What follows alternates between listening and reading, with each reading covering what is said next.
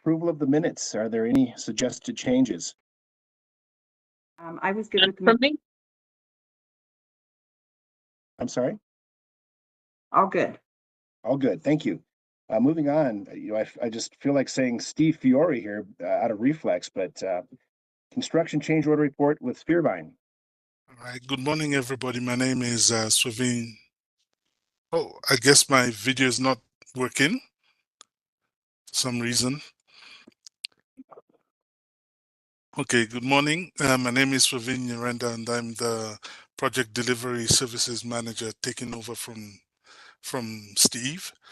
This month I have one construction change order to report, and this is on the Quincy Intertie project. And this project is located roughly near, I would say, Quincy Reservoir, near Grandview over there. And we had 3 vaults, and we combined them into 1 vault. And this actually increased our operational flexibility in how we can move water around. So we were limited in space, so we couldn't use our standard gate. So this change order is really for this non-standard. It's a tilting gate, and we had to put additional sensors on that gate. So the cost for the change order was 8,500 or so, and this brings the cumulative change order on that particular project to about 3.8%. And then when we go down to our cumulative change orders to date on our program, we're still at about less than 1%. So any questions for me? Any questions for Swervin? Sounds like a high-tech upgrade there. Yes, it was. Great. Well, thank you, Swervin. Thank you. John Murphy, water supply update, sir. Good morning, everyone. Wow, what a difference a couple months makes. We're at about 90% of storage right now. I'm wanting to say we peaked on July 10th. We were at 91% on July 10th. And we're kind of making that transition now as the summer's getting hotter and demand is up. We're finally using significant amounts of water. So I don't know if we'll hit anything higher than that. But good place to be. If you were looking at page 6 of the packet, where I have that storage table, just for perspective, last year we peaked on July 9th at 73%, 84% the year before that. We haven't hit over 90% since 2019, and 2018 was only 87%. 2017 we hit 95%. It's really hard to hit a number higher than that because you can't coordinate all the reservoirs getting full all at the same time. So that's a really good spot to be, I think, is anywhere's in the 90 range.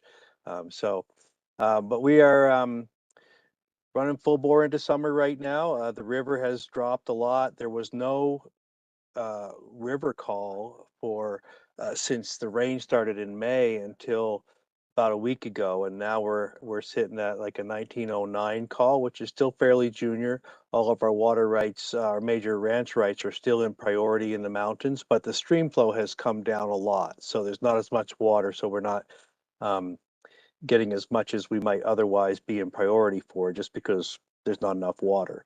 So we're kind of on the typical downward summer slide now. Any questions? Questions? Just, is there any way to, oh, sorry. you can go first. Oh, okay, thank you. Is there any way to anticipate how fast the storage level will change? I mean, since we're at 90% now with forecasts, is that kind of a, not really a science, I guess? Well, assuming all things being equal, we can sort of predict pretty stable demand. With the typical demand, you can sort of know how much water we're going to use. how much we're going to yield is a little harder to get at. I think we still have some water that's going to come in the fall under the lease that we did with Pueblo, a couple chunks there. So that'll be a couple little bumps that we'll see later on in the fall. But you can take a guess at where we'll be based on typical demands this time of year. But Like, do you think we'll go like 90% to 80? Or the graphs, I will say, the graphs in the report that John puts together. So there's a graph on page 7 of in the packet in the water supply report. It's page 3, and it shows our last 5 years of storage. So you can see the trends, and you can kind of take a guess from that graph. And then page 7 of the water supply report has our forecasted storage. Now, the way that that's done, it forecasts kind of an average, or this, well, what do we call that? Yeah, average based on yields, and then it forecasts based on low and high. So there's kind of a range yeah, that it shows where we're projecting the storage to go within that range. So a couple of graphs in there that are efforts to kind of go the direction you're talking about and look at trends and what we might look at. So we always hope for the high, right? High yield, right. those levels. And then, of course, with all the water conservation that we're trying to get people to do, then hopefully that helps as well. Yep. Yep. Sure. And if I might add, one of the aspects that we've been working on as a team is to really dial in the losses. So we have evaporation losses and transit losses, and then we also have extraterritorial service that's part of our demand obligations. And so really dialing in what those numbers are. You know, they change according to how hot it is and how much rain there's been and what the bank storage of the stream might be. So it's really kind of dialing in a range, but that will also help when looking ahead to say, you know, in a couple months, we can sort of guess that we'll be in this range of storage supply. just as, thank you, Marshall. As just looking at the way that uh, forecast trends down over the winter, if I had to guess, I would put us maybe at like 75% by the end of the year, by beginning of the new year. But that's just based on where that line would fall on that average yield line, but against what our full storage capacity would be. So probably somewhere's in that range. Okay. Thank you. Councilmember Coombs, did you have a question? I did. So my question is related, but given our kind of huge swing in temperatures, what kind of demand are we seeing now during this really hot period of time? I know that we were 80% down during the rainy period, but so what are we seeing now as far as demand?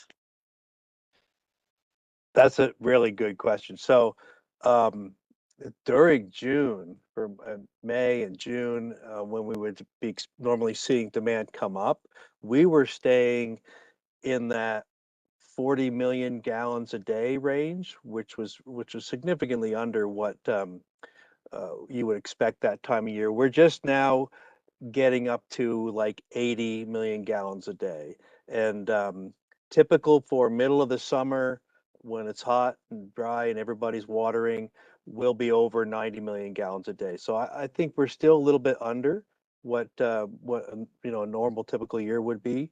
So we're coming up into the more normal ranges now, but we're not quite where we would be in past years if you look back. There is a graph in the, I just closed the PDF. Okay. There is one graph. Let me tell you what page it's on. Page 10, right? Yeah. So it's on page, actually, I was thinking of the one on page 15 of the packet. It's the cumulative distribution. And this one's only as of July 2nd. But you can see how that blue line is trending well under what the average the past 5 years are. And it's also got 2021 and 2022 on there. So that's kind of where our cumulative distribution is. It's not kind of what current daily demand is, but that's what we've used so far during this year compared to past years. Thank you. And the one Marshall was referring to on page, well, I don't know if on page 14, there is the daily distribution graph, and that's a little bit more granular whereas what we're using each day compares to past years as well. Further questions or comments on water supply, which is mostly good news? Excellent. Thanks, John. And Mickey Conway, tell us about Metro Water Recovery in an overview. Thank you, Mr. Chair. I'm Mickey Conway, the CEO of Metro Water Recovery, connector partner with Aurora and wastewater treatment. And I'm going to give a presentation today. So let me see if I can get this up here. Is this one right, Lydia? I'll get that over here. Down here. Is this one? Yep. Okay. Can everybody see that? We can. Okay. So we'll launch off. I first want to thank the committee and especially Marshall Brown and the staff at Aurora Water. We've been working obviously for many, many years with Aurora Water, but I think in the last number of years, we've really had an excellent relationship, worked through some tough issues really collaboratively. And I really have to give a lot of credit to Marshall and his staff. It's top-notch staff. We really admire them and appreciate working with them. And I also want to thank our Metro board members who are all traditionally been leaders. Aurora's have been leaders of our board and continue to be so. And we're really appreciative of the time they spend at Metro. So the purpose of this presentation is really part of our strategic plans driver to get out and connect with our communities, our stakeholders, our connectors, and really share information and build relationships. The investments that are necessary to maintain our mission and continue to protect water and the environment coming up are absolutely massive. If our connectors and our ratepayers and the taxpayers are not understanding how important this is and what the value is, we're really going to run into some roadblocks. So we're really making an effort to kind of not be a head down organization that nobody talks about anymore. That was kind of the past. Really look to make sure that everybody understands what we do and hear, really engage in dialogue with our connectors about what's important to them. So really appreciate the opportunity to do this. This is our new, I guess it's a couple of years old now, our new kind of slogan, "We get your water." It's a little tongue in cheek. We do actually receive your water, but we understand it. We have more than 400 employees here, some of whom are the absolute top of the heap. And when it comes to understanding wastewater and the water cycle, and we're really proud of our staff. Our mission, as I noted, was to protect the region's health and environment by cleaning water and recovering resources. We do that 24 hours a day, 365 days a year, and we're really proud of the people here who manage that for us. They're absolutely the best of the best. Our it's really a big endeavor and really highlighted by some of the things that are on this slide. We're the largest resource recovery clean water treatment facility really between Chicago and Los Angeles. You can see the map here. We've got about an 800 square mile service area, 60 local governments and municipalities like Aurora, and serve about 2.2 million people, which is almost 40% of Colorado's population. So it's a lot of work, a lot of important work, and we rely on our local connectors who are really our partners to do that work with us. We treat about 135 MGD of wastewater every day. Last couple of months, kind of consistent with your conversation, been a lot more than that. And we've been getting well over 200 many days.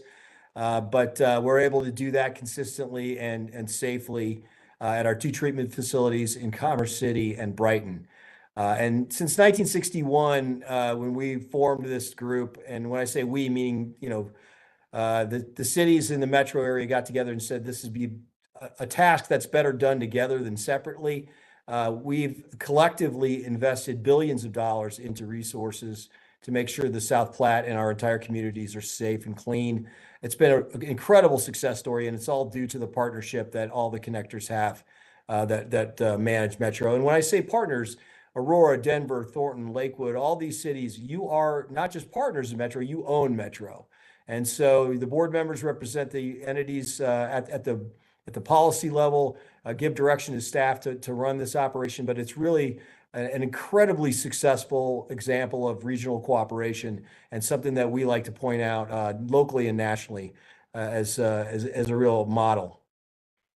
So kind of what we do, I think a lot of you guys know this stuff real well, but just to highlight, we have a pretty traditional wastewater setup here. We have primary and secondary treatment at Height. We also have tertiary treatment up in Brighton. The process essentially is we receive wastewater through the interceptor system. It goes into a clarification process where solids sink, liquids float. We have 2 trains at that point. The liquids go through a biological nutrient removal process. Basically, bugs eating the water and making sure they're cleaning it up. Goes through another clarification, then disinfection. We use peracetic acid for disinfection. And then it goes from our outfalls, both outfalls go into the South Platte River. The effluent that we discharge is remarkably clean in terms of contaminants. We have some of the lowest contaminant permit levels in the country. And that's a result of the investment that we have made and also the expertise of the folks who are running the systems. The solids train, which is a little bit different, follows a different path, goes through a digestion process. That digestion produces methane, which allows us to convert to electricity, covers about 40% of our electrical costs on a sustainable basis. We dewater that solids product. It becomes a fertilizer soil amendment, which we take out to eastern Colorado and put out on farms, including our own 55,000 acre farm. And that's about almost 90 to 95 tons a day, every single day of that biosolids solid. So a lot of water going through, a lot of solids and water coming out. And we try to recover resources at every step of the way that we can. So obviously, something of this nature costs a lot of money. Anything associated with water and maintaining public health does. So our revenue sources are basically these 3 here. We have what we call annual charges. The board sets that annual charge every year. That's a certain amount, and then we divvy that up between all the connectors based on the quantity and quality of water that each connector is sending. That's about 70% of our revenue. We also have what we call sewer connection charges, which are connections for new connections into the system. And the philosophy behind that is all of you have paid for an asset that is worth billions of dollars, and that new connectors should share in that cost as they connect in. It's akin to anteing into a poker game. You can't play for free. And then the third source, which is a much smaller source, is interest and other sources of income. We sell those biosolids for basically recover costs. But we may be able to change our biosolids, our biogas administration from converting it to electricity to renewable natural gas. We're looking at that right now, which would be a more significant source of income for us, and would probably, depending on the technology we use and whatever the credit system is out there, will probably be a better deal than converting to methane on the electrical costs. So we're looking at that right now, but those revenue sources are very small compared to the annual charge and sewer connection charge revenues that all of the connectors pay. And just to highlight, I think everybody knows this, but we are a regional provider, so we bill our connectors, and you all, of course, bill your users directly. So we don't bill the users directly, we just bill our partners. And these are just the numbers that go along with those revenue sources and our costs. So our operating budget in 22 was 102 million. That's up another 10% in 23, as a lot of our budgets went up because of inflation. Capital expenditure projection was 135. I think we came in about 10 million under that, just on a burn rate issue, how much you could spend on capital during a year. That's a pretty typical year for us on what we have to build. Debt service is around 50 million. So on the revenue side, we get 82 million in tap fees, about 14 million from Aurora, and our annual charges for service are about 138. We didn't do the math on this slide for you, but as you can see, the costs exceed the revenues, that's because we've got some reserve funds that are built up by bond issuances and some sewer connection charges that came in over budget. So we use those reserve funds to offset the charges we have to have for the connectors. This slide really is a synthesis of a talk I give that's about 20 minutes long, and I'll try to keep it to about 30 seconds. But with all of those costs, it's really important to start doing things in a way that involves new thinking. And one of the things that we've been really working well together with in the metro area is a concept called One Water. And we talk about this in Aurora as a drinking water provider and managing stormwater and wastewater on your end. You guys understand this pretty thoroughly. But water comes from the mountains. It comes from groundwater sources. It's used as drinking water, used for businesses and homes. It goes to the wastewater provider. We clean, treat, recover resources, put it back in a river. It gets used again. Just down from our outfalls, Thornton and Aurora pulling water for drinking water. It's used for aquatic life. It's used for agriculture. All of this cycle of water is being used by a number of different entities who are participating in one sort of entrance or exit ramp or another. And about 10 years ago, we started talking in earnest about decision-making that was aligned between our entities to make sure that a decision on one end wasn't harmfully, hitting the other end. An example was the lead pipe issue we went through with Denver. They went for a variance. Marshall and I were part of a group that really helped negotiate out adding orthophosphates as a solution and tilting toward removal of lead pipes, because obviously adding orthophosphates may help you on the lead pipe, side on delivery, but it really clouds the wastewater side and then the downstream drinking water folks. So that was an example of a One Water problem that I think we addressed really well. But one thing we've noticed as we go forward is that just looking at the water side isn't enough.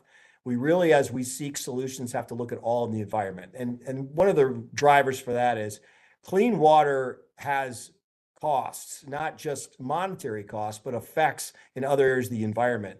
Adding chemical to get to lower nutrient limits adds salinity. That's a cost that somebody has to, either the farmers or drinking water providers or aquatic life is going to bear. Getting to lower and lower limits, especially incredibly low limits, costs, and on the energy side, it costs on greenhouse gas. There's air pollution effects to doing that. And we've really tried to get people to look at a larger holistic view of the environment as we approach water quality and water quantity issues, to say, let's make decisions that aren't going to harm the air or harm, the solid waste side of this thing, or overburden our ratepayers to solve a problem that, necessarily doesn't need to be solved right now. So really viewing this holistically is something we've asked the state and our partners to do. Marshall's been a big embracer of this, and somebody's really been helping amplify this message at the state level with us. So it's just a little bit of a new way of thinking to try to make sure we make the right decisions. And to do that, and this is my last couple slides, but what we have to rely on, looking at the billions of dollars we have in investment ahead of us, is really innovation and recovering resources either for revenue streams or beneficial reuse along the way. That's really our lane in wastewater that we can really provide maximum benefit for ratepayers. So these are just a couple examples of things we're doing. We have to take phosphorus out of the water. It saves downstream water bodies. We have very low phosphorus limits, but we're able now to, through what we call the MAGPREX process, to reduce phosphorus and create a sustainable fertilizer product out of it. So that's just one great example. We're one of the few people in the country who's running this particular technology.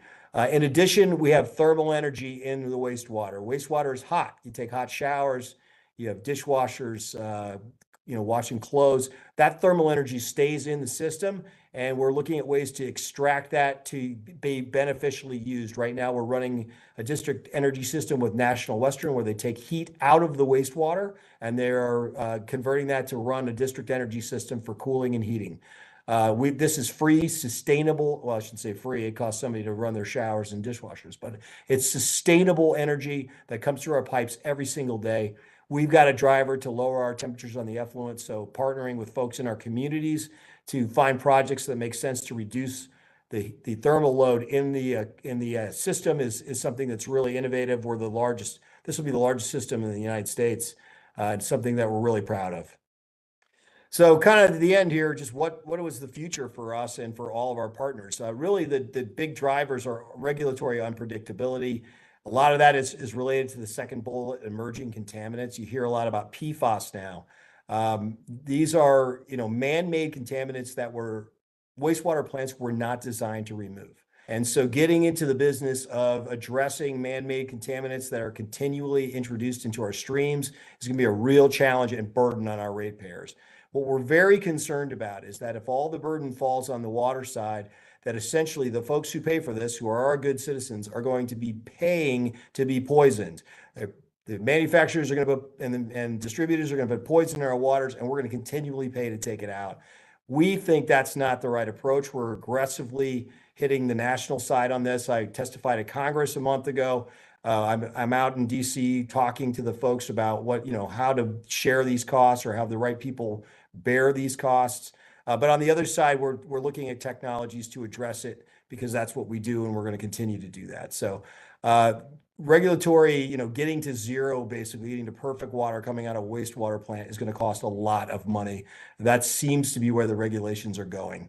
And then the other really big thing are aging infrastructure. We're all facing that constantly, making sure our systems are safe and up to date. And workforce, finding good people to work for us. I talked to Marshall about this quite a bit. I mean, there are a lot of talented people who want to work in water. We got to find them, keep them in their jobs, keep them attracted and motivated to stay, because private, entity can pay more money than public can, and we all know that. So really appealing to the mission, appealing to work-life balance, and appealing to a sense of pride about their communities is one of the best things we can do to be competitive. So those are all really things that all of us in the water sector are really thinking about, and at Metro, that's going to drive a lot of our decisions. This last slide is just kind of encapsulate that one water thing. Just no water is really wastewater. It just bears repeating. Just again, since Aurora especially takes our water just down from our effluent discharge and uses it for prairie waters. It's a great example of how we are trying to maximize every drop we can here in Colorado, and we have to do that. That's part of our charge to take care of the people who live here. So just kind of a visual demonstration of how this all just keeps cycling around. So I went really quickly there because I want to be respectful of time, but hopefully we have time for me to answer any questions or anything you want us to take back here at Metro and voice, on a concern wise. Mickey, thank you for this overview. Questions for Mickey?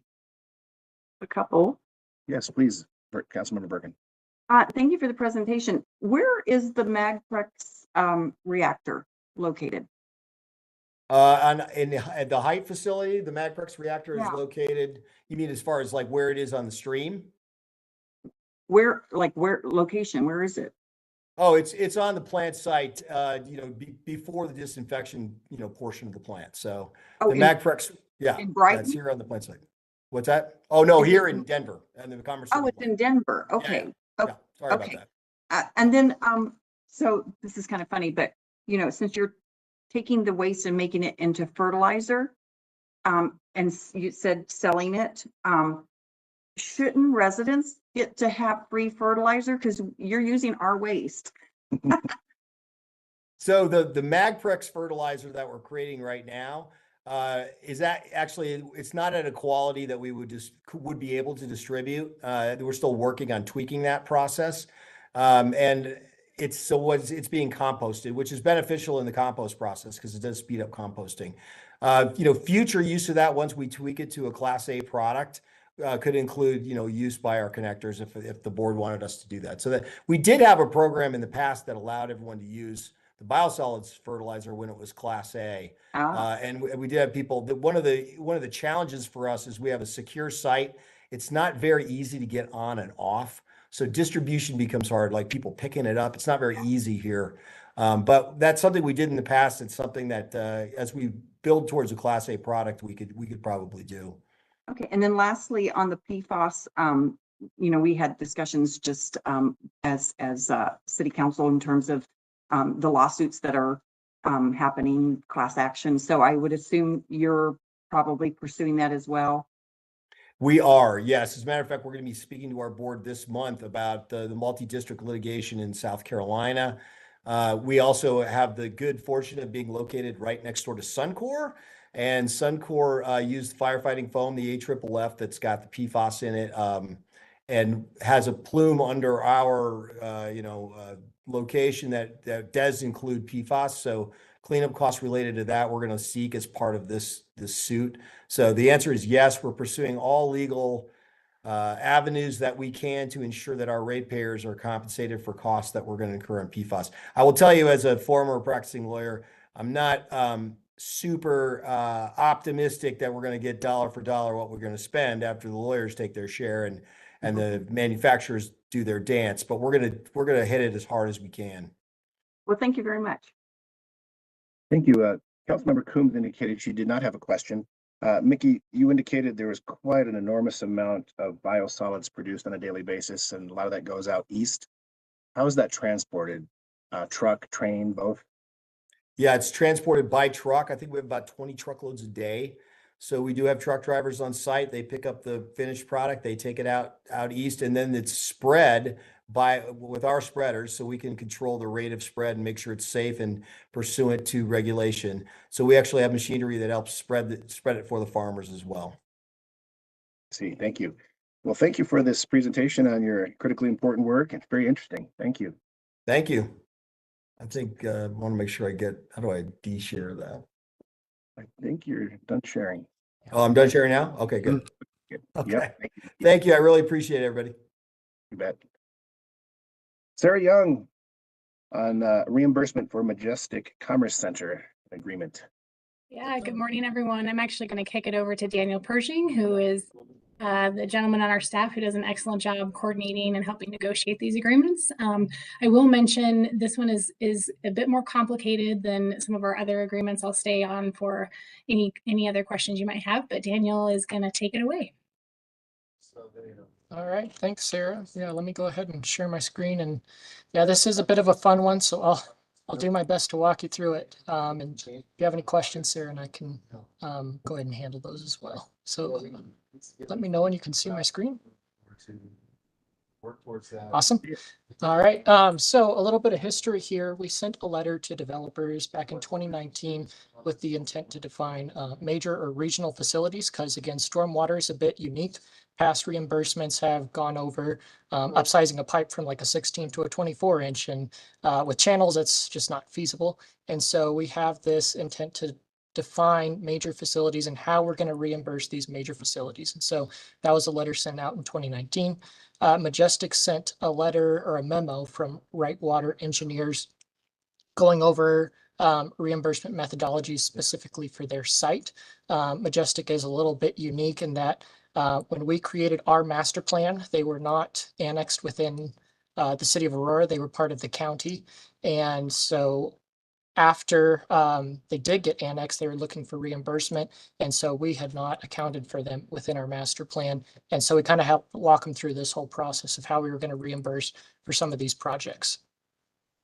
So within that letter that was sent to the developers, we were in agreement that only eligible reimbursements had to be within this master drainage plan. We could only reimburse for projects that receive what we call initial acceptance, which is essentially saying they were built to our standards and specifications. We do need to verify their costs, and they need to provide receipts from the contractor showing that the costs were incurred for these projects. We needed to ensure that easements were dedicated to the city to make sure we could maintain and get access to these different pieces of infrastructure. We wanted 3 bids from the developers to make sure they were all qualified, make sure they were using the lowest qualified bidder for the work.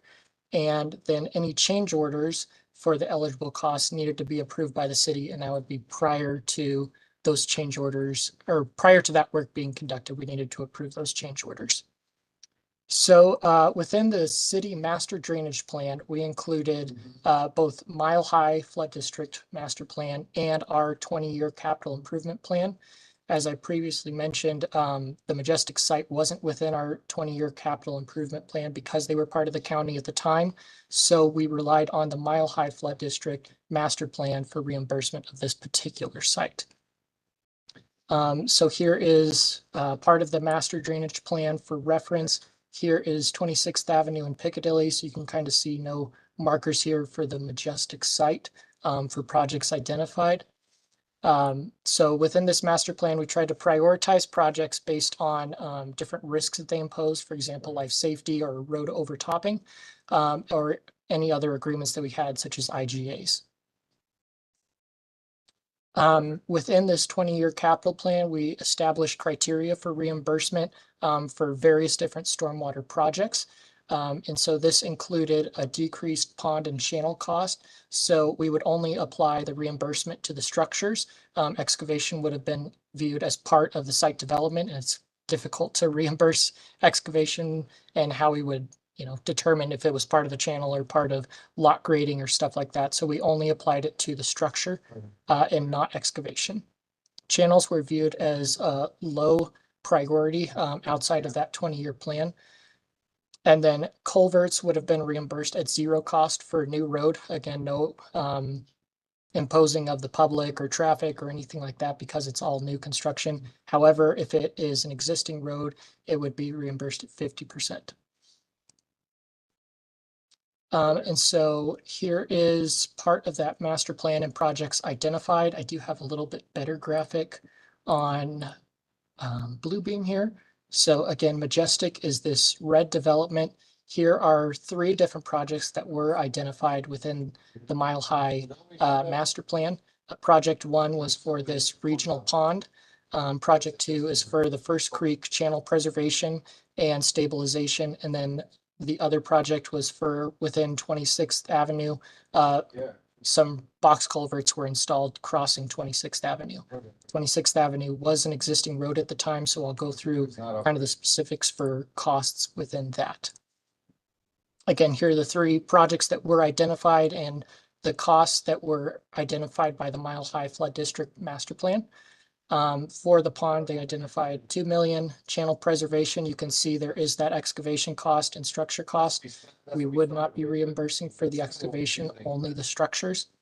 And then 26th Avenue culverts was coming in at $800,000. Again, 26th Avenue was existing, so we would be looking at 50% of that cost as well.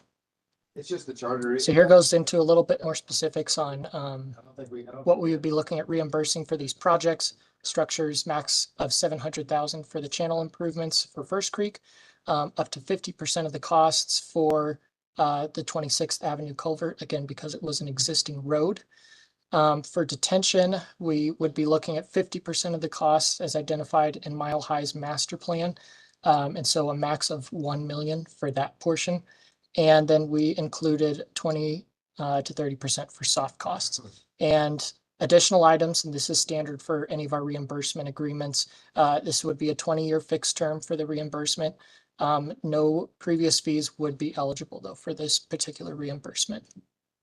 So again, trying to summarize this cost in general and kind of show you how we got to our bottom dollar amount that's included in the agreement itself.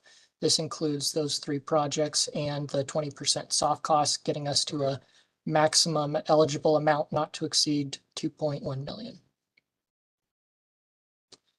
So a little bit on First Creek and the fees collected to justify the reimbursement for this project. A quarter of this basin is within the county. There is 5,800 developable acres. Majestic takes up 500 of those acres. And so this would generate 16.5 million. Our fee is a little bit different in that there's 2 parts that they pay. One part is the per acre fee, which is at time of plat. And then part 2 is the impervious area at 9.2 million for the time of the permit. And so out of all these, this is going to fund additional projects, including this reimbursement agreement. Any questions? Questions for Daniel on the reimbursement? Just on when it's paid out. So you said they have to provide receipts, and then is it paid out annually to them or? Yeah, so this is a standard reimbursement agreement that we will be paying out as additional people construct in the tributary basin upstream of where these improvements are located. Okay, thank you. Any other questions? None for me. Okay, I imagine Majestic's been involved in staying in tune with this whole process, and are they agreeable to the criteria and so forth? Yeah, we've had a lot of negotiations and conversations with Majestic over the last few years. I think nobody will be surprised that the costs that Majestic will bear for the overall stormwater improvements far exceed what this reimbursement is worth. But we definitely had to walk them through all of the steps. It is also worth noting they're doing a fee in lieu project for their drainage channel with Mile High Flood District. One of the advantages, and it is quite a bit more expensive than what was identified in the master plan. The master plan basically identified areas to stabilize. What Majestic is working with Mile High to do is decrease the floodplain in the area, so it does benefit their property for additional developable land. But everybody's on the same page in terms of kind of reconstructing that in a way that's sustainable and maybe was ahead of when it was a grazed piece of property. So there is an advantage to them spending a little extra money, but they've definitely been on board, and we've worked through these numbers with them, and they're agreeable to where we're at. Okay, thank you, Sarah and Daniel. Sure. Alex, please tell us about the Rocky Mountain Land Library lease extension for Buffalo Peaks Ranch. Yes, good morning. I'm actually going to kick this over to Rich Vidmar to tell you all about the Rocky Mountain Land Lease Library. And he should be on. Yes, very good. Thanks, Alex. Can you guys hear me? Okay. Well, appreciate your time this morning. The Rocky Mountain Land Lease Library, the library is on Buffalo Peaks Ranch. Buffalo Peaks Ranch is an 1,800-acre ranch located in Park County between the towns of Fairplay and Hartselle on the middle fork of the South Platte River. The city of Aurora acquired the Buffalo Peak Ranch in 1985, actually 38 years ago today. We acquired the ranch. The purpose of the ranch was actually to provide mitigation for the construction of Spinney Mountain Reservoir. So when Aurora constructed Spinney, we were required by Colorado Parks and Wildlife to open approximately 6 miles of river access for fishing. 1 mile above Spinney and 1 mile below Spinney was opened, and we needed additional 4 miles.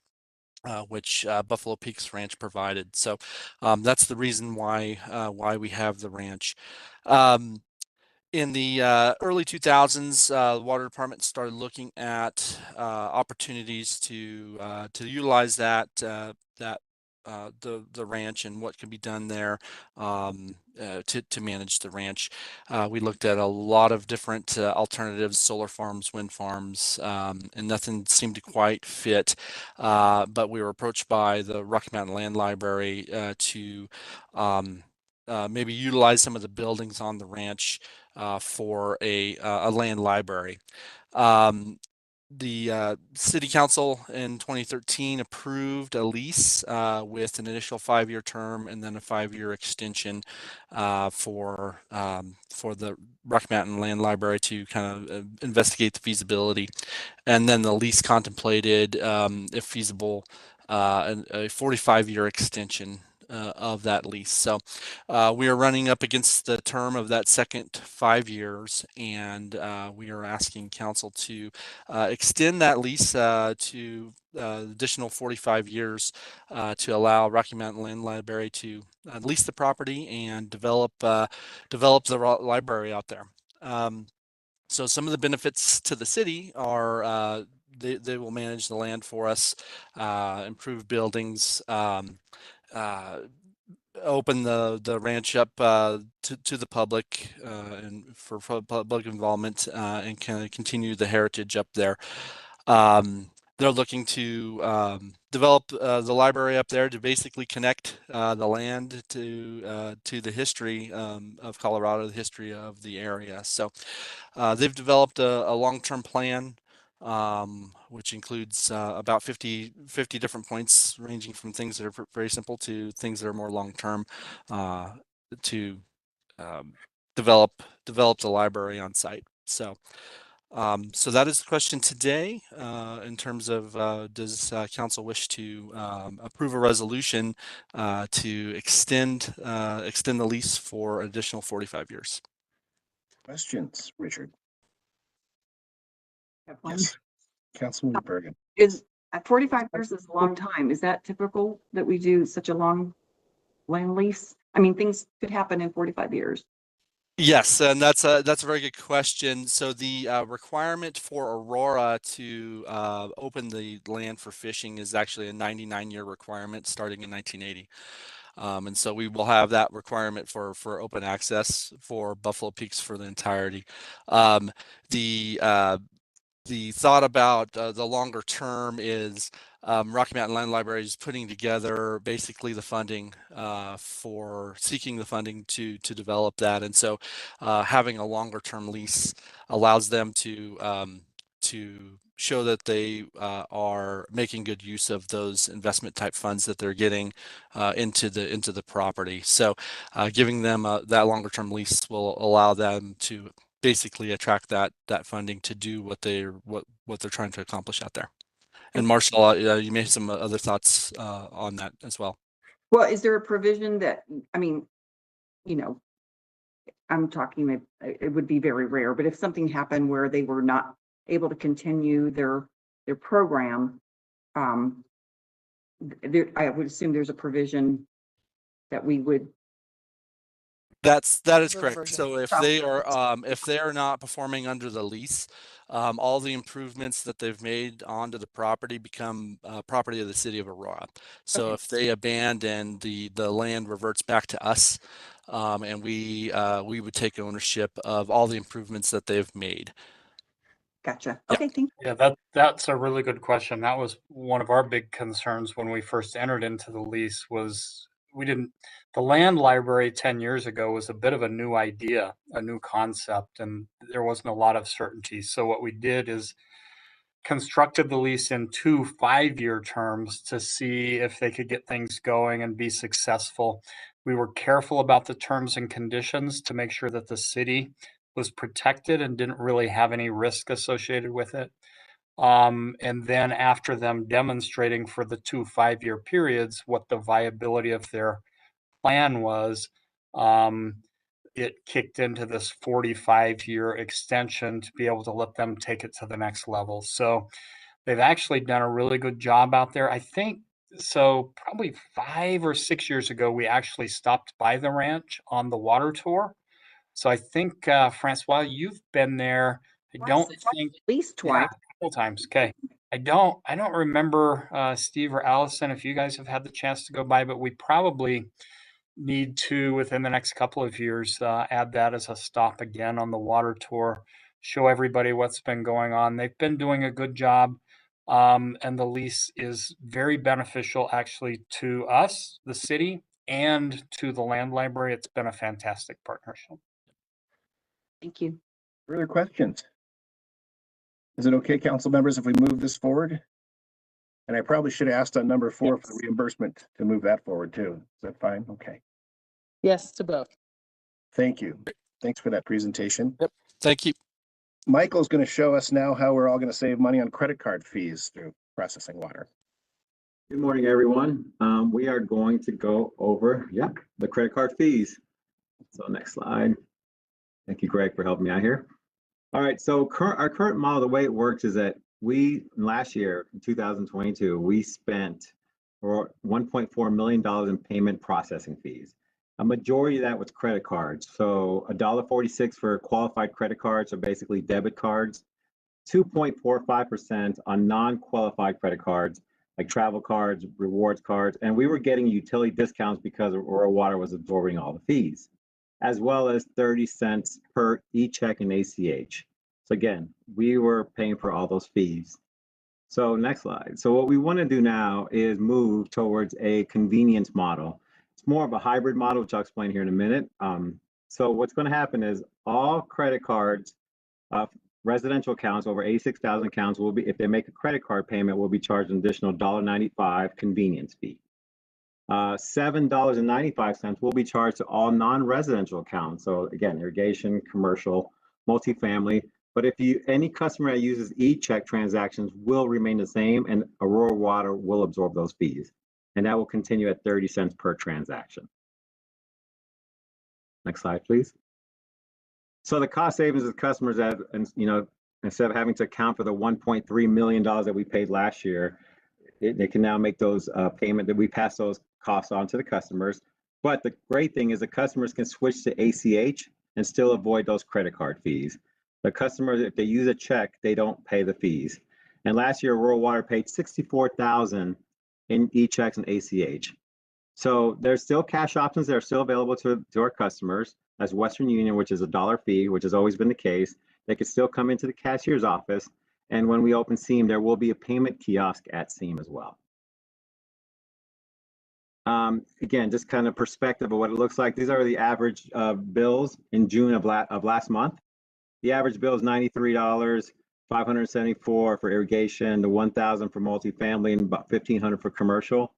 And you just add these additional fees. If the customers make the payments, this would look like on top of that, just to give you perspective.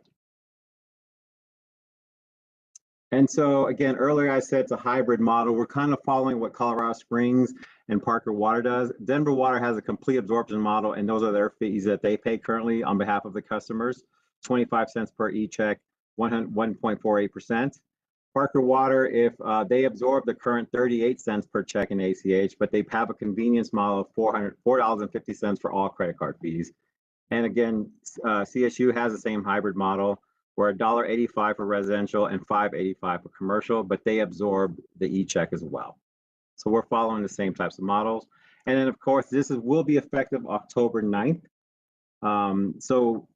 Greg's team and our team will work together as far as communication outreach to our customers with newsletters, the Spry Engage customer portal, the water bill message, online, even our customer service reps. When customers call in asking those questions, we're going to strongly encourage them to move over there to checking information. And with that, what questions do you have for me? Questions? Yes, Councilmember Bergan.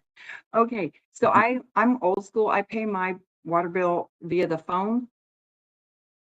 And I use my debit credit card, whatever. What's the difference between, how would they know I'm using debit versus credit? It's coming out of my checking account. Right, that specifically isn't specified now, or it won't be. That's considered a credit card fee. But moving forward, so we were told the other day that if you use it as a debit, you don't get charged. Yeah, that was my understanding, was that with the debit card use tied to checking accounts, that would be considered an ACH payment. Right, because it's coming out of your checking. I will have to confirm that, because the way Paymentus has that's a qualified credit card, which gets the lower rate. But I can confirm that for you, just to make sure. Yeah, I think a lot of customers are going to have that question. Okay. And I need to know, because otherwise they're going to have to switch to the e-checking versus, but I mean, it comes out of the same place. I don't know why we get charged credit card fee. I will get that information for you. Thank you. Any further questions, comments? I'm good. Okay. Do we need to get more information on that specific question before we move this to a study session, or what do you think? I mean, it'd be nice to have clarification, but I mean, I think we can move it forward, and we'd probably have the answer, right, by then. We'll get the answer as soon as we can, obviously. On that. Absolutely. Be ready for Councilmember Jurinski on that commercial fee. Yeah. Yeah, and I don't know, Michael, do we know the percentage of customers in each of those categories that pay using credit card versus the ACH? 53% of our Paymentus customers use credit card, 47% use checking. So it's about half and half. And do we know if there's a different percentage split when it comes to commercial? No, that's just total numbers. I can't, for commercial, I have to get more specific. I'll get those numbers for you. Okay, so we can get a couple of, so we'll follow up on the clarification on the debit cards. We may have to push paymentus a little bit on that. And then the other numbers, obviously, we can compile on our own. And what was the increase for the commercial fee for paying with credit card from what was previously charged? All charges were the same as far as the non-qualified, the 2.45%, because the balances were larger when you make a larger water bill, a payment. So now it's a flat rate of $7.95. Okay, thank you. All right. Hi, Kat, please tell us about proposed rate presentation. Hey, going to share my screen. Give me a second, So, Kat. okay. Okay, now you're a presenter. Okay. Let's see.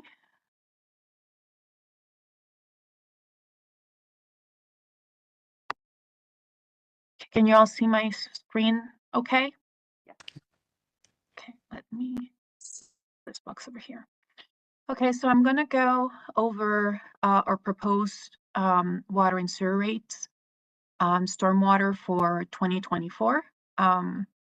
And we were supposed to do a fee adjustment, so we won't talk about fees this time, but that will come very, very soon. Let's see if I can move forward.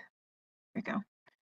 So just trying to get a sort of national perspective on how our rates compare to national. And so the average or increases are still below sort of the average national water and wastewater annual increases. The average one right now, it's about 78% from 2010 to 2023, and we're trending at about half, less than half. So, sorry, I'm having trouble. Here we go.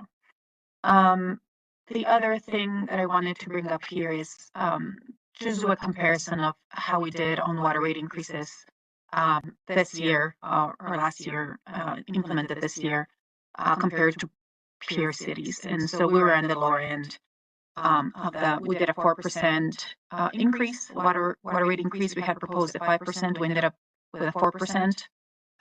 And so that is how we compared last year to other cities like Colorado Springs, Loveland, Greeley, Brighton. Our proposed rate adjustments for 2024 are as follows. For water, we're proposing a 5% increase. For sewer, we're proposing a 7% increase. And for stormwater, we're proposing no increase. And I'll go over why those percentages are needed.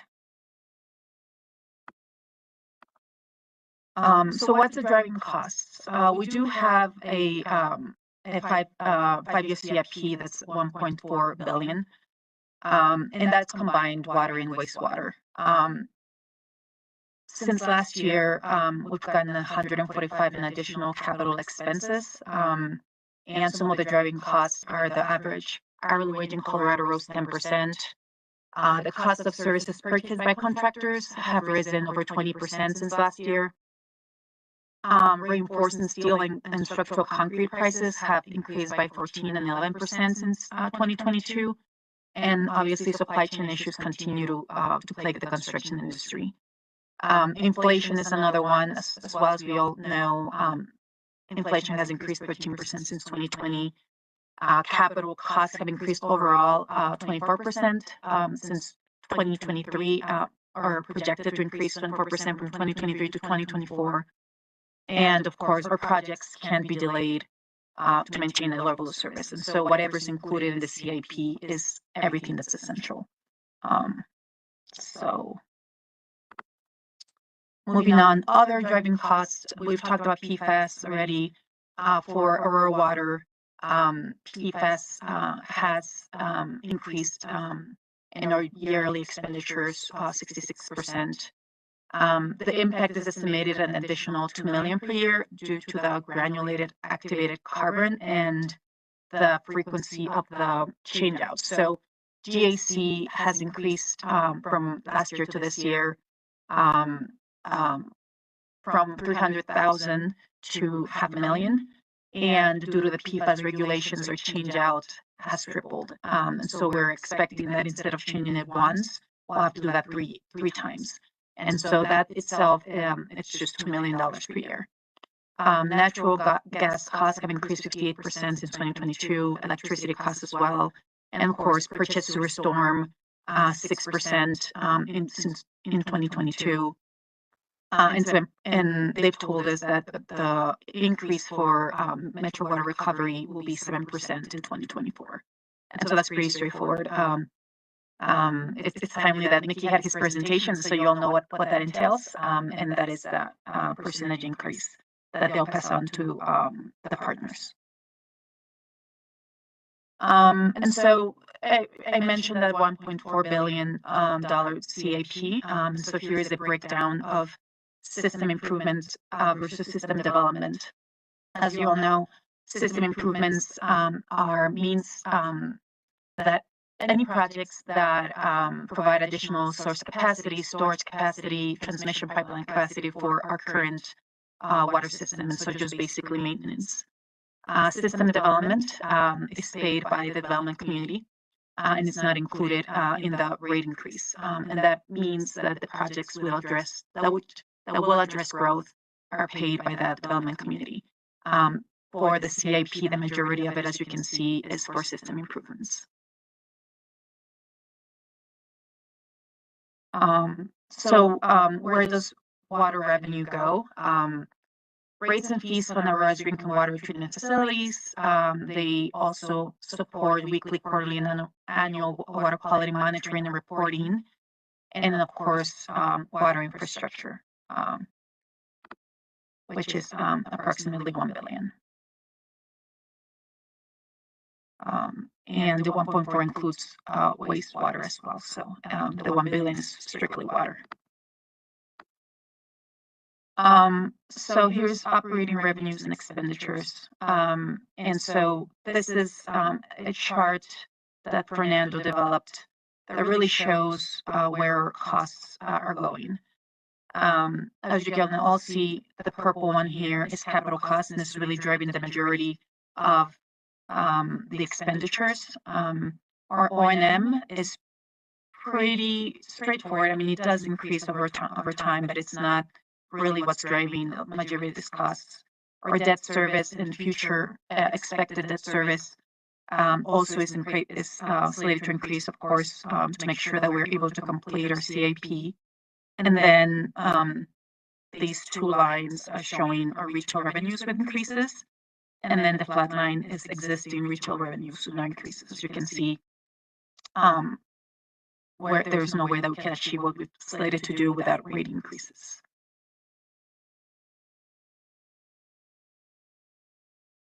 So before I go into the details, any questions on what I just went over? Questions? Comment. Yes, Councilmember Bergan. I mentioned this yesterday during the budget meetings that we had, but the PFAS, so obviously there will be some settlement monies coming in to offset. And I know Marshall said it would not cover all the costs, but it could still offset, maybe by half or so. So just want to point that out, that there will be some monies coming in. Yeah, and so we review these every year and we bring them to you. And so I think that will be a variable once that comes in. And also, of course, the timing. We don't know when those funds will be distributed. And so whenever they are, we'll certainly come back to this group and show how that impacts the rates. Further questions? Yes. Oh, okay. Sorry. Please continue, Kat. It doesn't look like there's more questions. Okay. So we have a couple of charts here that are pretty detailed, but it's really just to show how it's going to impact the different classes. And so overall is 5%. Some classes are obviously going to be impacted more. And so really for an average single residential family, we're looking at about 6%, multifamily, less than 1%, irrigation about 8%, commercial about less than 1%, and then hydrant and fire protection.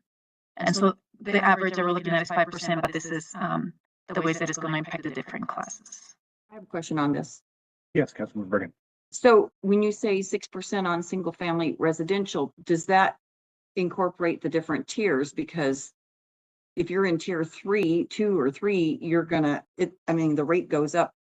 Yes. I know you show that soon, but your rates go up significantly higher. So that's going to be a higher percentage than 6%.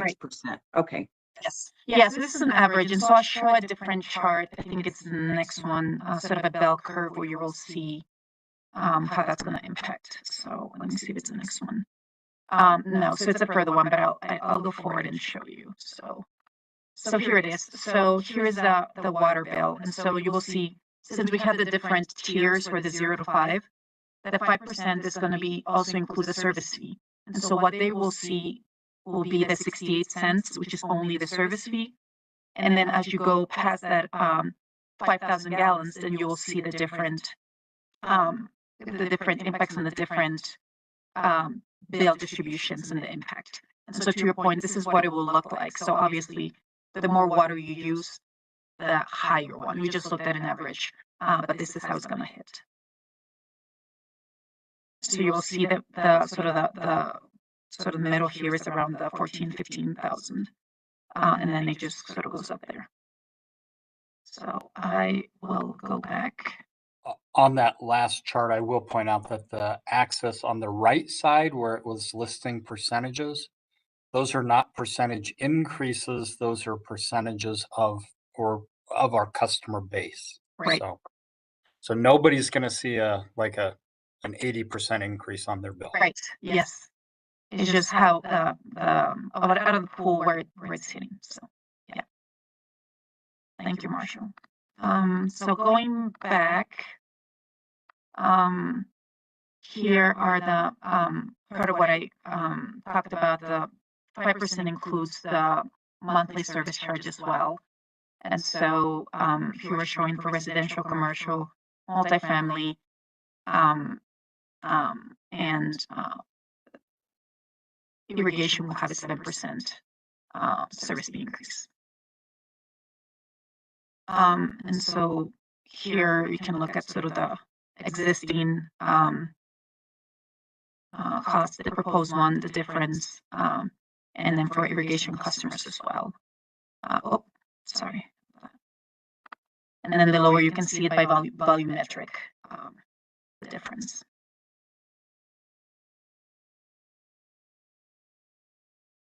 Okay. Moving on from this, here is for fire protection and hydrant meters and the difference. I'm sorry, for some reason my keeps going on. So I'll leave it here and see if you have any questions. And this is rate per 1,000 gallons. Questions at this point? Okay.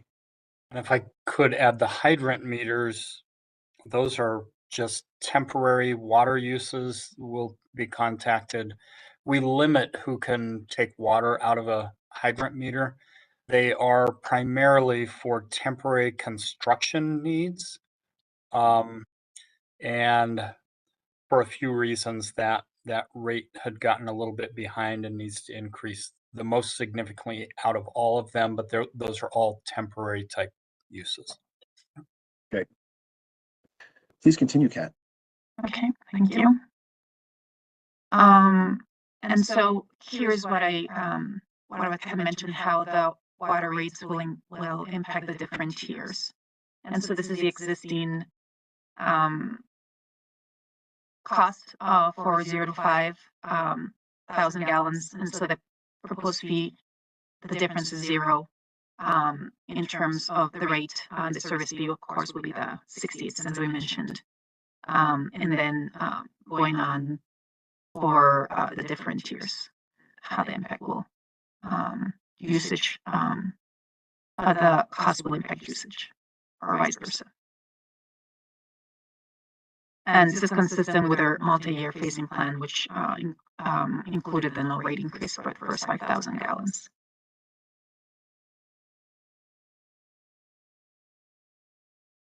Okay, so of course we use the winter usage and then the average and the summer average and high usage. And so we put this chart together to sort of show an example of how the different how the rate increase will impact the bills.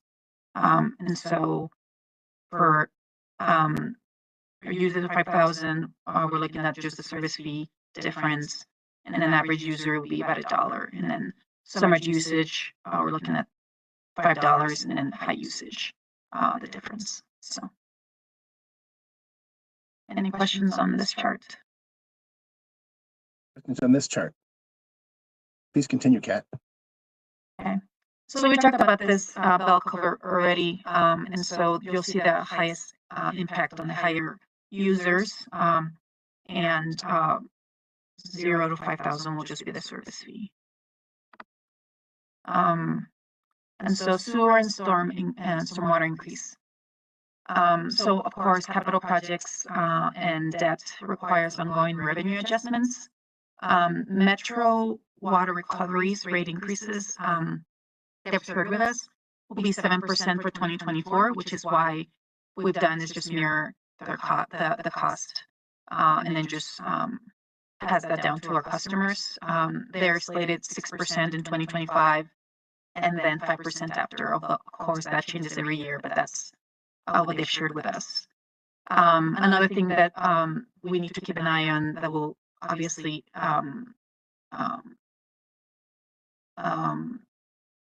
be included on the future rate increases will be inflation and capital projects and operating costs.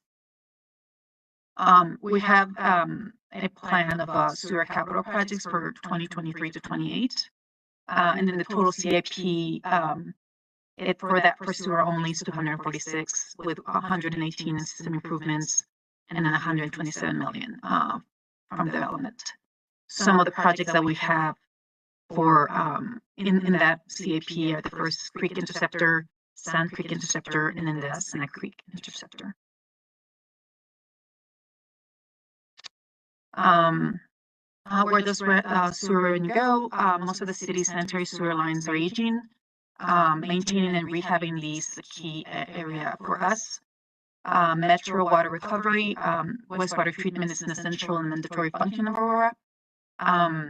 And then the annual cost is between 30 and 35. I think with Mickey's presentation, he said last year was 31.2 for 2024, increase 7% to that, and then that's just a good idea of thinking how much that will increase year over year.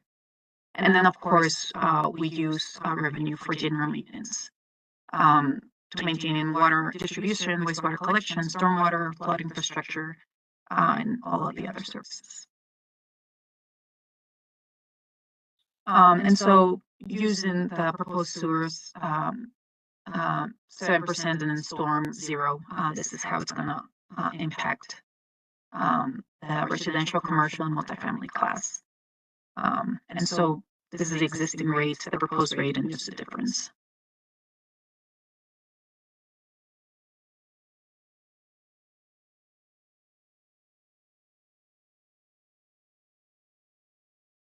That's all I have. So any questions? If I could just jump right in, if you don't mind, I just looking at this from a residential perspective, or a citizen of Aurora, and I know Marshall gave this presentation to Councilmember Jurinsky and I yesterday. This is on top of the already increased rates, correct? And yes, from the 2023, yes. And I can see the recent great amounts of rainfall that we've had can be a blessing and a curse. So people could look at all of this rain and fuller reservoirs and wonder why we're doing this in the short term. And there's sensitivity around raising rates, but from a business perspective, from council perspective, I can see construction companies that are incurring great increases in their construction costs and even having to not start because they went far beyond they budgeted. in cost. So would there be a way to delay this even? I mean, just look at inflation, if it's still going to increase. I mean, how about December? I'm just throwing it out there. So the proposed increases would be effective in January. Okay. So we wouldn't need them till January.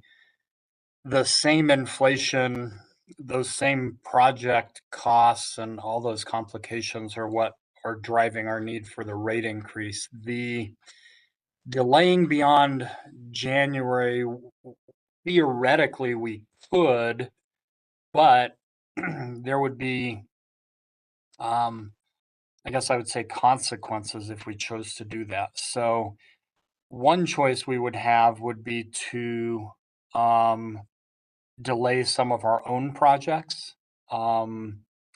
If we delay projects associated with growth, it impacts how quickly the systems are available for people to hook up to. So there's that consequence. If we delay the projects associated with asset management, the consequence is typically higher costs hit us later. So we try to optimize our asset management costs so that we don't ever hit point of failure like just happened in Airport Road. So it's kind of a balancing act. If they hit point of failure, our infrastructure, the costs go up because we incur emergency repair costs, we incur damages, we incur all those kind of things. So we try to program those projects such that we're ahead of failure, but not too far ahead of failure. So it's kind of a balancing act. So if you delay the projects, the risk goes up that you incur failures in the system and you have higher costs that you have to recover later. So it's kind of the way we optimize that is to keep the costs as low as possible in the asset management space. The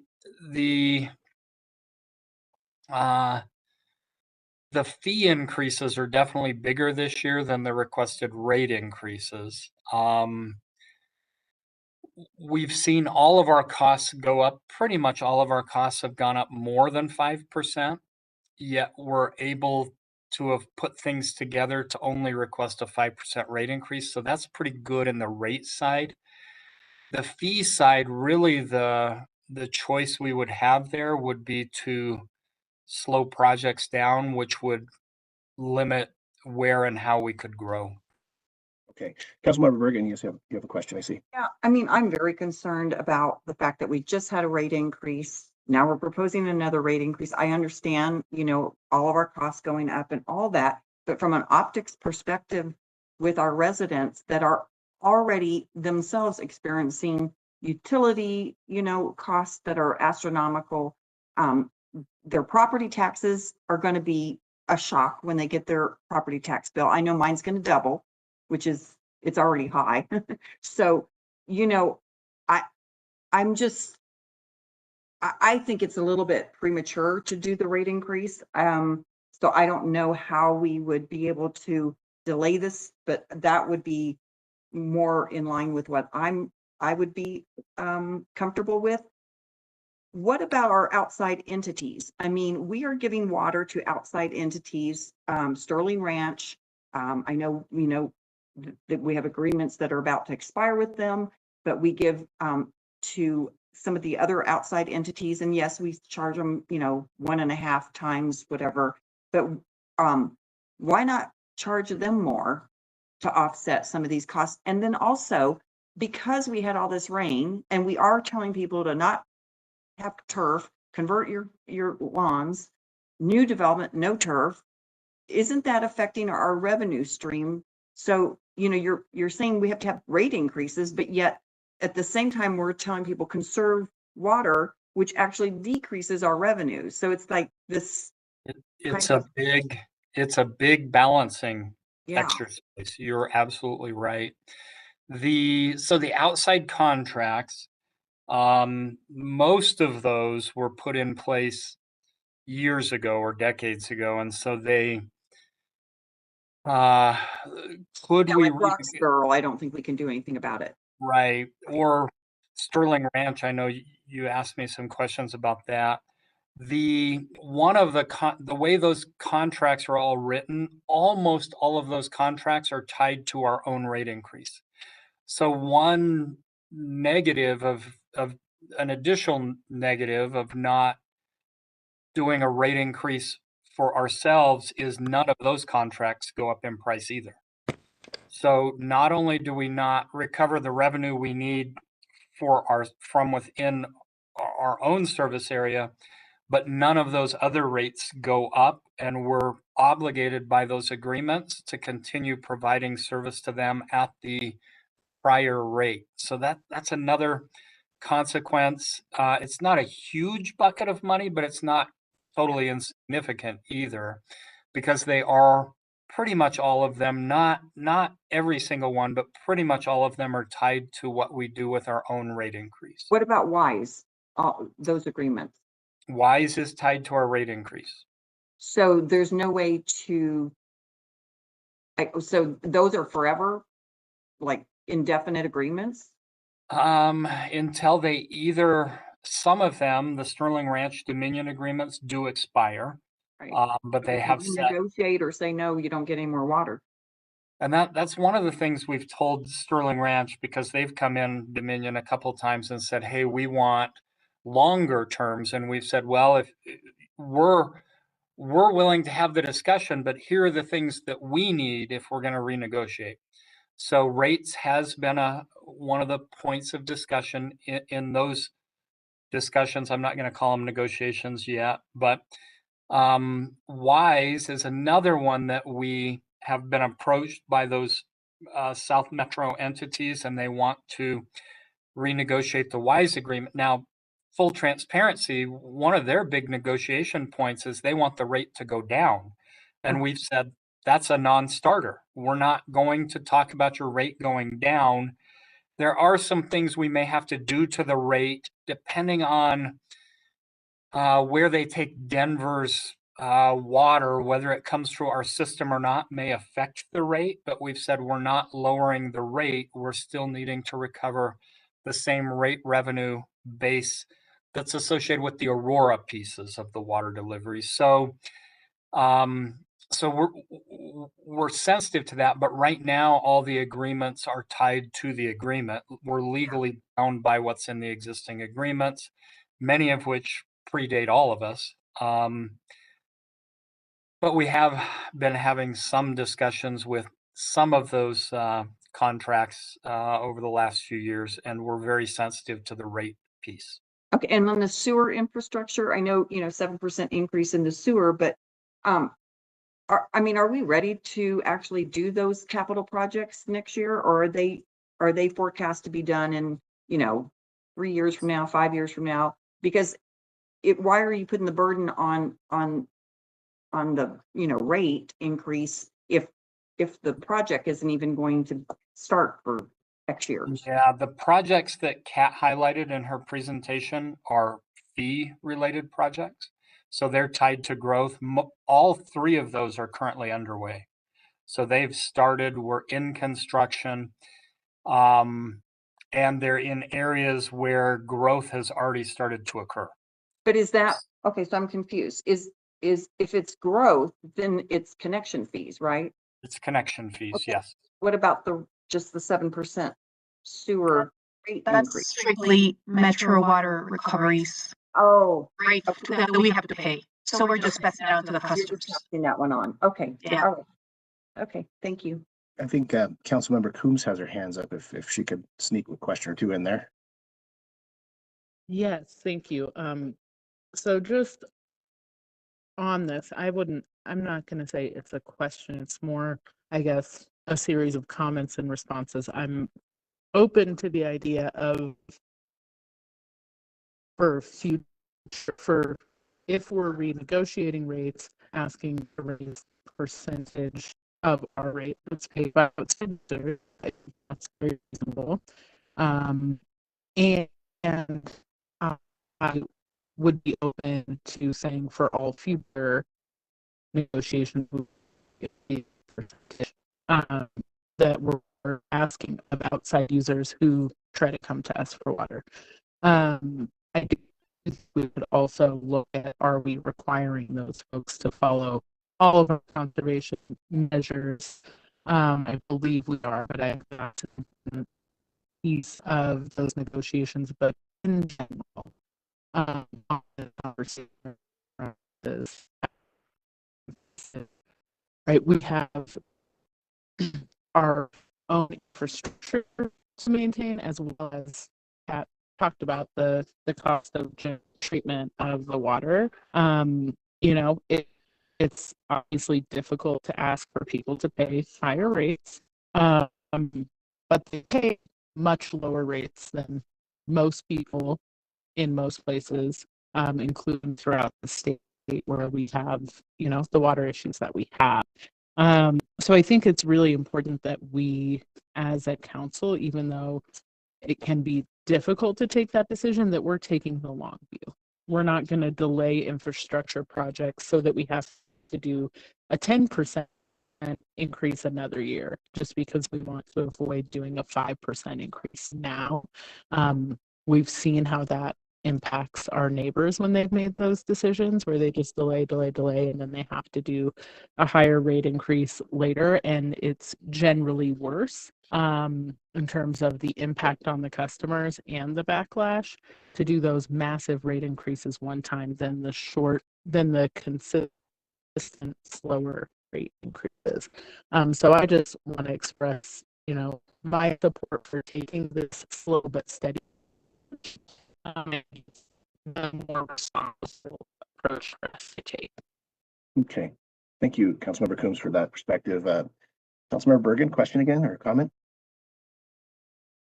Yeah, just following up on Councilmember Coombs, I understand, like, if you but this was the same argument we had last time, which was if you don't pass the rate increase, then we're going to have a huge one the following year. So I know we were looking at the 5 and we did the 4.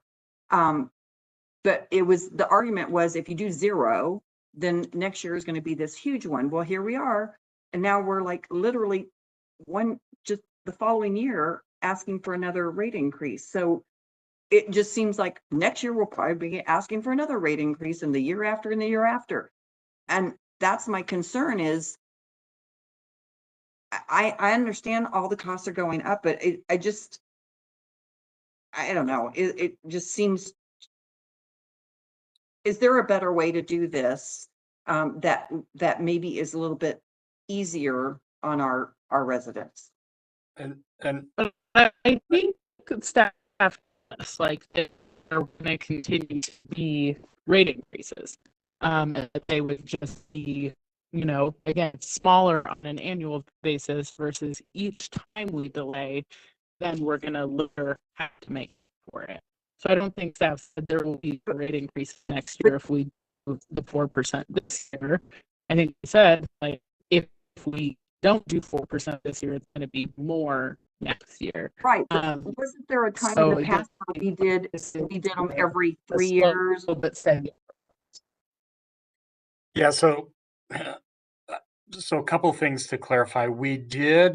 So our policy that we actually brought to council, I think in 2016, said we would do everything within our power to keep rate increases as small as possible, but spread them out. So small incremental increases every year or every other year.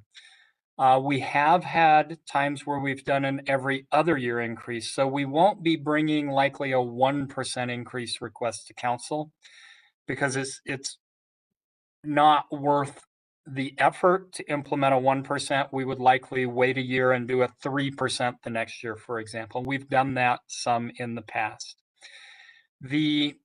Even in Aurora, there was a period of time back in the early 2000s where Aurora went a number of years with no rate increase. And then we did double-digit rate increases for a number of years in a row to get caught up, and the prairie water costs were also built in there. So what we're doing is trying to have again, the long view is a good way to put it. We're looking out at what are all these project costs, what are all of our needs, so that we don't have to have catch-up years in the future.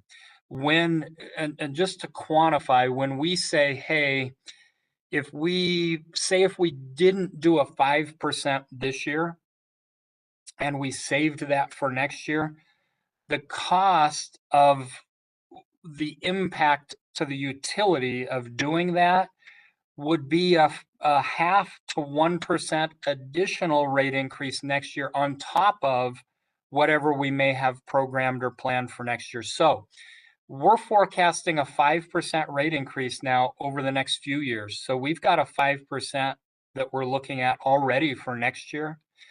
If we didn't do the 5% this year and did 0, came along next year, you wouldn't be looking at a 10% request for next year. You'd be looking at least an 11% rate increase request next year to try to get caught up as we get behind. But that was what you told us last year. So I guess I'm looking, why can't we do every other year and taper it versus we could do every other year. If you don't do it, we're going to end last year. If we didn't do it last year, we were going to have 10%. Now you're saying if we don't do it this year, we're going to have 15% or whatever.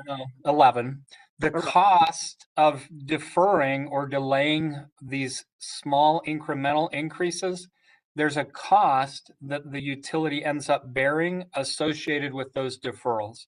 It's in the, for a 5% rate increase, it's in the 1% range. So our policy says we don't want to do that. We want to come with small incremental increases and not incur additional costs on the ratepayers. So now the one thing we can't control, we can't really control what Excel charges us. We can't control what the chemical manufacturers charge us. We can't control most of our costs, and our costs, all of them, have gone up more than 5% this last year. Yet we've figured out a way to come to council and only request a 5% rate increase. The costs have already hit us though.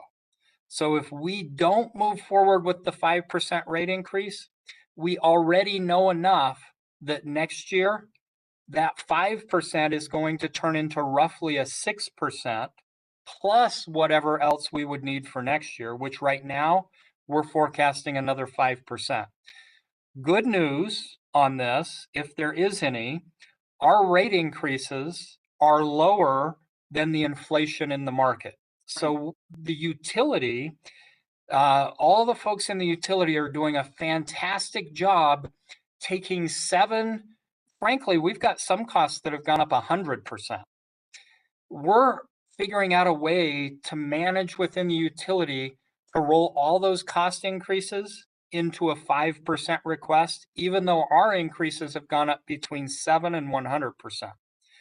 That's good news. The other good news is if you compare our rates to all the other neighboring utilities, we're still in the lower third of utility rate costs for the Front Range area.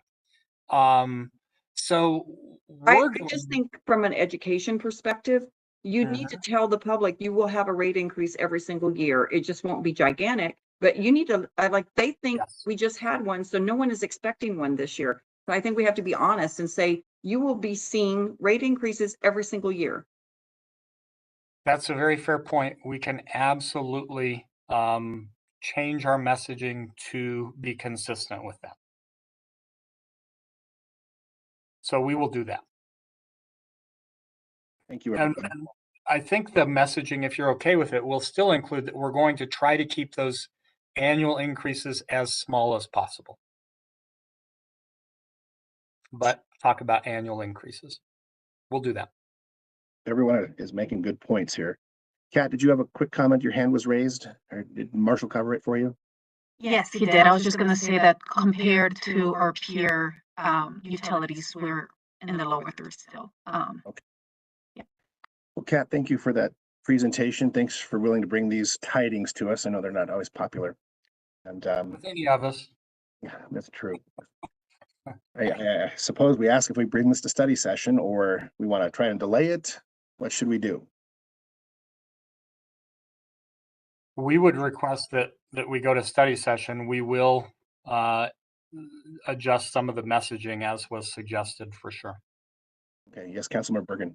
Is there any way to not bring it to the very next study session and just maybe get a little bit more tweaking and maybe I don't know, in the messaging, the presentation or whatever, but Yes, okay. we can do that. So we have flexibility on timing to take this message to study session and to council for approval. Historically, what we've done is taken the rate and fee increases at the same time the budget gets approved. We do not have to do that. If you all would prefer that we do it in a slightly separate process or on a slightly different timeline, we can absolutely do that if you think that would be better. Okay, so perhaps study session late in August, is that something? These, oh, sorry. Go ahead, Councilmember Coombs. Oh, sorry. Yeah, just do these increases have to be approved before the budget gets approved? Like, in order to approve next year's budget, do we need to approve this? No, not necessarily. These can go on a separate timeline from the budget. Again, pretty much all of the costs that the rate increase is covering are already embedded. They're in the budget. We don't have much choice on those. We did choose not to move any new positions forward this year. So we're not requesting any new positions. That would be embedded in the budget, also embedded in the rate increase. But the budget and the rate fee increases could move forward on a different timeline. I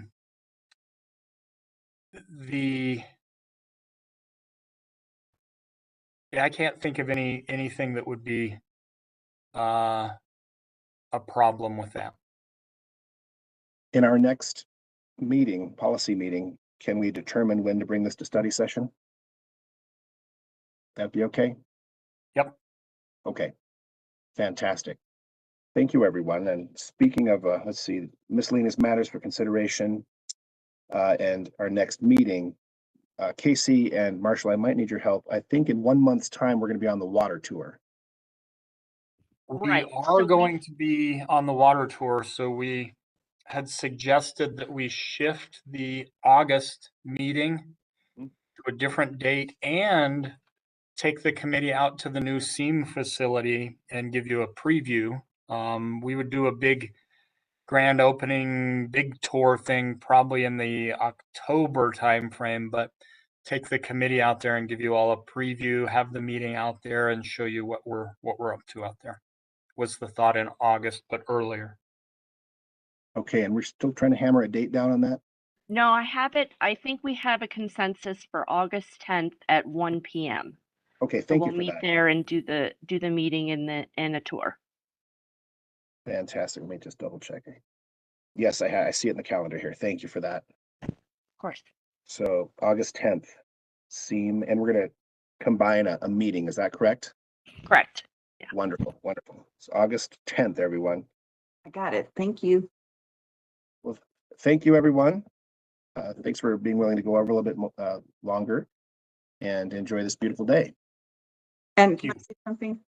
Oh, please, go ahead. Yes. Have a good day. Just want to say, sorry, I ask a lot of questions and I know I'm tough on you guys, but I have to ask them on behalf of residents. When it comes to money, she's got the tough questions. And just for the record, appreciate the discussions, appreciate the questions, and happy that you all are willing to engage in those discussions with us. So thank you. Thank you. And thanks for all that you do in the water department. Critical. Bye. Have a great day. Thank you. Thank you.